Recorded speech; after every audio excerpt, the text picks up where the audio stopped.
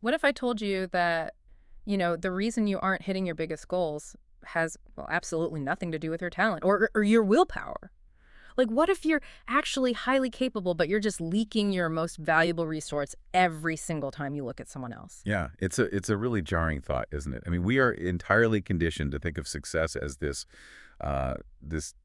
high volume, highly visible event. Like Yeah. we always picture the cinematic movie montage. Oh, right. The aggressive sweating, the heavy bass pumping in the background. Exactly, the crowd's cheering, but real achievement, like the actual day-to-day of it, doesn't operate like that at all. It's not loud. No, it's really not. And welcome to the deep dive, by the way. Today, our mission is to unpack a really dense, highly practical audiobook transcript we've been looking at, all about the architecture of extreme discipline. And when you step into this framework, it's like someone unplugs the speakers, the music stops, the crowd completely disappears. Right. We're looking at a landscape of focus that is almost, well, it's almost uncomfortably quiet. It is. Because the core premise we're unpacking today, it just flips the entire script on why people fail. Mm. I mean, we usually blame a lack of ability, right? We say, I am just not smart enough, or I don't have the genetics for this. Yeah, or I'm just naturally lazy. Exactly. But the source text argues that people don't lose because they're weak. They lose because their mental energy is constantly pointed outward. Their focus is completely scattered. Okay, let's unpack this. Mhm. Because before we can talk about building this, like, ironclad mind, we have to understand where all our energy is actually draining away right now. And the first major roadblock the text identifies is the illusion of comparison. Mhm. And it is so sneaky because comparison usually disguises itself as inspiration, right? We tell ourselves, oh, I'm just staying informed, or, just want to see what the competition is up to. Right. It feels incredibly responsible in the moment, like you're doing market research. Yeah. But let's look at the underlying mechanism of why this is actually so destructive. Human brains, they evolved in small tribes of maybe 100, 150 people. Yeah, Dunbar's number, right? Exactly. So your brain is wired to figure out your social standing within that very small group.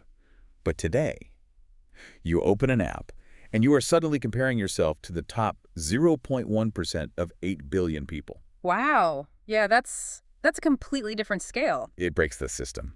When you watch others that closely, your internal compass fundamentally shatters. Mm-hmm. You stop asking what actually matters to your specific life, Yeah. and you start measuring yourself against standards that were engineered for a completely different person entirely.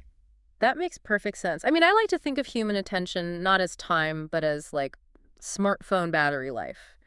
Or Yeah. computer RAM, right? Random access memory. Oh, okay. It's your working cognitive load. So if you have 50 background apps running, you're monitoring a rival's career moves, you're tracking some influencer's perfectly curated morning routine, you're watching a friend's vacation in real time, your battery is completely drained, Yeah. your RAM is maxed out before you even open the one heavy piece of software you actually need to run to do your own work. That is a brilliant way to conceptualize it. Because attention is a finite cognitive resource. Yeah. It's not just about the 5 minutes you spend scrolling. It is the cognitive residue that lingers after you put the phone down. The residue, yeah. Right. Every ounce of processing power you give to someone else's journey is raw material explicitly stolen from your own development.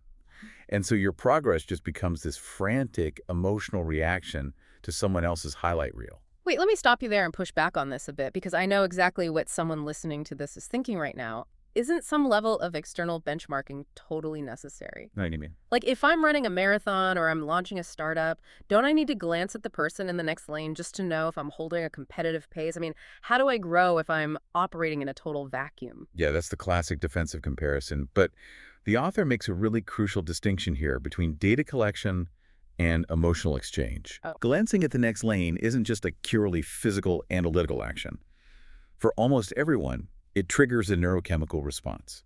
You look over, and suddenly your amygdala flares up. Oh, right. You panic. Exactly. You feel panic if they're ahead of you, or you feel this wave of lazy complacency if they're behind. So suddenly, your behavior is no longer dictated by your strategy. It's dictated by your impatience or your ego. Serious people protect their attention as emotional energy.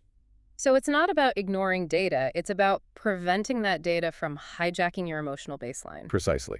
And when you completely cut out that comparative noise, something really uncomfortable happens. Absolute silence appears. Oof.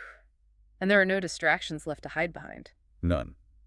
In that space, you are forced to look at your own actual output. There's nowhere left to project your anxiety. You can't blame the algorithm or the economy or the competition. Yeah. But if you can survive that silence, your progress stops being frantic, becomes quieter, steadier, and entirely your own. The source actually offers a single daily replacement habit for this. Oh, I love this part. Right. Instead of checking on where someone else is, you just ask yourself one thing. What is one specific action I can take today to move myself forward? What is one action I can take today to move myself forward? I mean, that is so powerful because it dramatically shrinks the playing field for you. You aren't trying to manage the universe or beat the internet anymore. You're just managing your next physical step. It forces your RAM to close all those background tabs Yes. and dedicate 100% of its processing power to the task right in front of you. Here's where it gets really interesting, though. Let's say you do that. You realize the external world is draining your battery. You stop looking at the other lanes. You can't just hope that tomorrow you'll magically be a more focused person, right? You have to actively build a fortress around your attention. But the text points out this fascinating contradiction. To achieve that level of deep focus, you have to be willing to be fundamentally unavailable. You have to disappear a bit. And the people around you might completely misinterpret that as you being cold or distant or arrogant. Oh, they absolutely will misinterpret it. Yeah. But this exposes a massive flaw in how we are taught to view focus. I mean, most of us treat focus like it's a weather pattern or a mood. Right, like waiting for the muse to strike. Exactly. We sit around waiting for the stars to align, waiting for our coffee to be the perfect temperature, hoping that inspiration will just suddenly wash over us. But focus is not a mood. It is a strict structural discipline. Yeah. In a modern economy that is literally engineered by neuroscientists to hijack your attention, waiting to feel focused is just choosing to be distracted. Because the environment will always win. The world is, perfectly happy to consume your attention until you have absolutely nothing left to give. And that is exactly why relying on willpower is a losing game. Willpower is actually tied to glucose in your brain. It naturally depletes as the day goes on, so you aren't weak because you can't resist checking a notification at 4 p.m. Your cognitive defenses are just completely depleted. So you have to rely on systems. Yes. You cannot perform deep, meaningful work while your environment is pulling you in 6 different directions. You have to engineer an environment that makes doing the wrong thing difficult and doing the right thing entirely frictionless. So we're talking about ruthless environmental design, like putting the phone in another room, Wi-Fi turned off if you don't actually need it, blocking out specific hours where you are entirely unreachable. Yeah, it means learning that every single time you say yes to a minor request or a quick chat, you are implicitly saying no to your own deep work. Protecting your focus means choosing depth over accessibility. Okay, let's get into the weeds of what happens when you actually implement that, because you sit down in your fortress, the phone is gone, you are completely unavailable, and what immediately hits you is boredom. Oh, yeah. The silence gets really loud and the boredom is physically uncomfortable. And I think this is where 99% of people tap out. We feel that itch, that boredom, and we instantly think, oh, I must be doing this wrong. I need a quick hit of stimulation to get going. Well, what you're feeling in that moment isn't a mistake. It's a dopamine deficit. Your brain is so used to receiving these high-octane rewards every few seconds from scrolling or switching tasks. Right. So when you remove those triggers, your dopamine levels just plummet, and your brain starts literally screaming at you to fix it. The author makes a great point here. Weakness is escaping that boredom by reaching for a cheap distraction. Strength is surviving it. Realizing that this discomfort is simply your brain recalibrating its baseline. So you literally just have to sit there and ride out the withdrawal symptoms. You do. When there's nowhere else to look, nowhere to scroll, your mind is finally forced to confront the effort of the task directly. That friction you feel. It isn't failure. It is the literal sensation of your disciplined muscle tearing and rebuilding. Wow. You learn that boredom is highly survivable. It does not last forever. If you just sit in it, eventually the task in front of you becomes the most interesting thing in the room. Clarity arrives after persistence, never before it. Okay, I want to linger on this reality for a second. So you survive the boredom, the dopamine resets, and you start doing the work. The reality of this discipline, like the actual day-to-day experience of it, is incredibly ordinary. It's just doing boring things consistently, especially when there's zero excitement attached to them. Yeah, because we are addicted to the spark of new beginnings. Starting a new project gives you this massive rush of emotional momentum. You feel incredible. Oh, absolutely. The first week of a new diet or a new business idea, you feel like you can conquer the world. But that motivation is purely emotional, which makes it an incredibly fragile foundation to build a life on. I mean, motivation is dictated by your blood sugar, how much sleep you got, or, a random passing comment from a coworker. It fluctuates wildly. Right. Discipline, on the other hand, is biological and structural. The transcript explains this really well. When you repeat a boring routine, your brain wraps a fatty substance called myelin around the neural pathways associated with that task. Max, really? It physically changes? Yes. The thicker the myelin gets, the faster and easier the electrical signal travels. You are literally insulating the wiring of your brain. Wow. So doing the boring work over and over physically changes your brain's architecture to make that work cost less energy in the future. Precisely. That is why simple, boring routines are the secret. They remove decision fatigue. When your alarm goes off at 5 a.m., you don't have to debate with your emotions about whether you feel like getting up. The decision was already made by your structure. You bypass the emotional negotiation entirely. And a critical layer of this structure, according to the source, is doing it all in complete silence. No broadcasting, no announcing to the world what you're about to do. Yeah, in a culture utterly obsessed with visibility, silence is the ultimate strategic advantage. When you announce a massive goal before you've actually put in the reps, your brain's social reward system gives you a premature hit of dopamine. People say, wow, good for you, and you feel accomplished. It's exactly like baking a cake. Oh, how so? If you keep opening the oven door every 10 minutes to show everyone in the kitchen how great your cake is going to be, all the heat escapes, the energy dissipates, and the center of the cake completely collapses. You ruin the entire process just to get a little bit of early validation. That is the perfect mechanical metaphor for what happens to your ambition. Talking about your goals tricks your brain into feeling productive without doing any actual work. Yeah. It drains the exact energy you need to push through the messy, difficult middle of the process. Working in silence forces you to check your ego at the door. You are no longer performing for an audience. There's no applause, no one to impress. Exactly. And that is where deep, unshakable self-respect is forged. Self-respect doesn't come from other people clapping for you. It comes from keeping the promises you make to yourself when absolutely no one is watching. Okay, but let's be real about human nature for a second. Doing these boring things in total silence day after day while everyone else is out there seeking attention, that is going to crush you eventually if you are just chasing a temporary result. If the only reason I'm doing this is to lose 10 pounds for a wedding or, hit one specific quarterly sales quota, the friction of that silence is eventually going to overwhelm my willpower. You've hit on the most critical pivot point in this entire philosophy. If you want to sustain this, you have to stop chasing outcomes and start building identity. Right. Outcomes are inherently volatile. You can do all the boring work, run the perfect strategy, and still lose the promotion because of office politics or market shifts, completely outside your control. If your entire self-worth was tied to that outcome, you will be devastated and you will quit. So how do you actually shift that? You focus on who you are becoming. Outcomes fluctuate, but identity compounds. Instead of asking, how can I achieve this specific goal? You have to ask yourself, what kind of person achieves this goal naturally? You shift from, I want to run a marathon to, I am a runner. Okay, hold on. I need to clarify this on behalf of the listener because shifting an identity sounds massive and almost completely overwhelming. How do I actually do that without just, faking it? If I know I hit the snooze button 4 times this morning, I can't just stand in the mirror and say, I am a highly disciplined person. My brain knows I'm lying. The cognitive dissonance is way too loud. That's a great point. Your brain is highly logical when it comes to self-perception. It doesn't care what you say, it cares what it sees you do. Identity is not shifted through positive thinking or empty affirmations. It is shifted through undeniable evidence. So action precedes belief. Always.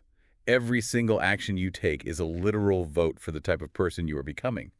You don't wait to feel like a disciplined person before you do the hard thing. You do the hard thing first. Yeah. Every time you choose the boring, focused task over the easy distraction, you cast a powerful vote for your new identity. You skip the snooze button once, that's one vote.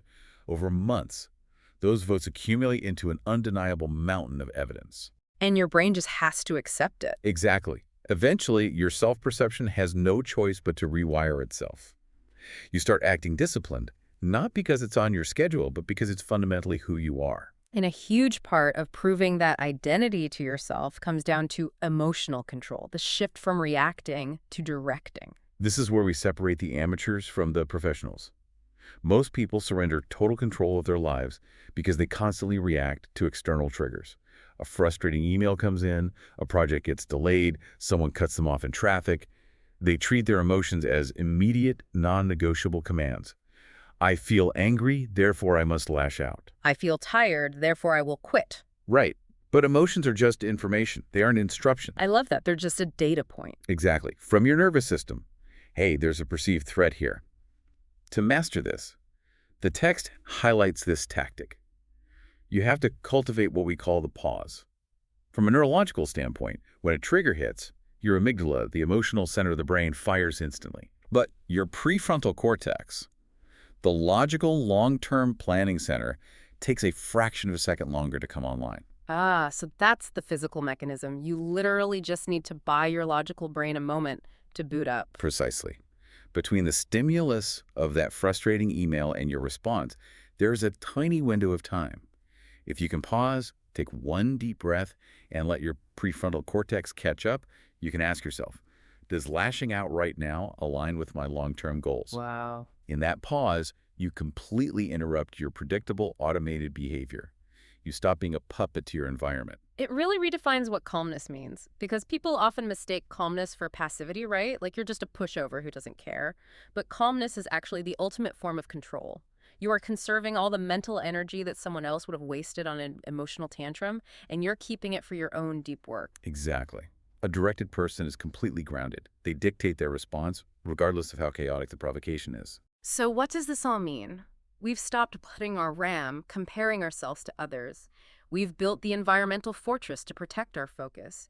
We are sitting through the dopamine crash of boredom to do the quiet work. We're casting daily behavioral votes to build a permanent identity, and we're mastering the pause to control our emotions. When all of these mechanical gears lock into place, a specific superpower unlocks, and that superpower is consistency. And here's the brutal, inevitable mathematical truth. Yeah. Consistency beats talent every single time. Let's break down why that is. Because society worships talent. We act like it's the only variable that matters. Well, talent is highly visible, which is why we worship it. It can impress quickly, it can shine brilliantly in a single moment. But talent by itself is incredibly fragile. It usually relies on ideal conditions. Right. Consistency operates like compounding interest in an index fund. It doesn't look impressive on day 2 or day 20, Right. but it relies on commitment. It expects difficulty, it expects bad weather, and it continues anyway. It's the law of large numbers. I mean, if talent gives you a 20% boost, but you only deploy it when you feel motivated, say 3 days a week, you will mathematically lose over a 5-year period to the person making a 1% improvement 7 days a week, regardless of how they feel. Exactly. Yeah. History is absolutely littered with brilliant, highly capable people who never finished what they started because they relied solely on their natural advantage. When the work got boring or the initial excitement faded, their talent couldn't save them. Yeah. Consistency creates an incredibly high floor for your performance. Breakthroughs, those massive sudden leaps forward, are entirely unpredictable. You cannot schedule a breakthrough. But rhythms are reliable. Rhythms are the only thing you can actually control. And to build that rhythm, you have to completely redefine what failure means. For a consistent person, missing a single day because you got sick or an emergency happened is not a failure. It's just a data point. You just adjust. Right. You don't beat yourself up. Yeah. You just adjust the system and ensure you don't miss twice. The only true failure in this architecture is quitting, showing up imperfectly. Giving 60% on a day when that is absolutely all you have is always mathematically superior to waiting for ideal conditions. It reminds me of the directive in the text's final chapters to just focus until the world can't ignore you. Because the world doesn't care about the promises you make on January 1st. Everyone is full of potential and hot air on January 1st. Oh, for sure. The world only rewards the undeniable pattern of behavior that you have established by October. And it's vital for you to understand how that progress actually feels in the moment, because it is deeply nonlinear. You will experience long, agonizing stretches of complete invisibility. You will put in the quiet, boring work for months, and it will feel like you are standing completely still. Yeah. And this is the exact moment where the vast majority of people quit. because they mistake slow, structural growth for a complete lack of progress. They think the system is broken because they can't see the results immediately. Right. But if you maintain the effort through that valley of disappointment, the foundation eventually hits a critical mass. That long period of invisibility is suddenly followed by a rapid, explosive upward trajectory. Wow. If you simply stay in the game and remain consistent, winning stops being this magical event that you cross your fingers and hope for. It becomes a mathematical inevitability. Eventually, the marketplace or the industry has absolutely no choice but to respond to someone who refuses to yield and refuses to be distracted. Let's pull this all together and quickly recap the blueprint we've built today for you. First, stop burning your cognitive RAM, measuring your life against the curated highlight reels of others. Second, recognize that focus isn't a mood, it's a structural fortress you have to aggressively engineer. Third, sit through the dopamine withdrawal of boredom, embrace doing the ordinary actions, and keep the oven door closed. Do it in silence. Fourth, stop chasing fleeting outcomes and start casting daily action votes to build a permanent identity.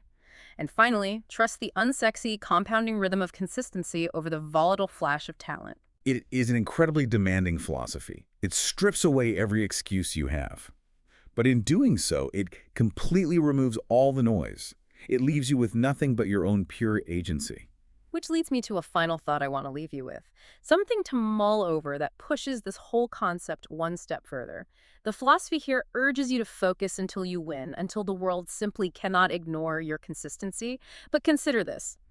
If you actually put in the reps, if you truly rewire your neural pathways and your identity so deeply that this disciplined, quiet, emotionally controlled work just becomes your normal baseline, does the external win even matter anymore? That is the ultimate paradox of mastering yourself. Exactly. If you become a master of your own attention, totally immune to comparison, completely unfazed by the need for applause, maybe the person you've had to become in that silence ends up being the actual prize. And that big, loud movie montage trophy at the end. It just feels like a completely unnecessary afterthought. Thank you for joining us on this deep dive. Step out of the noise, protect your focus, and start building quietly.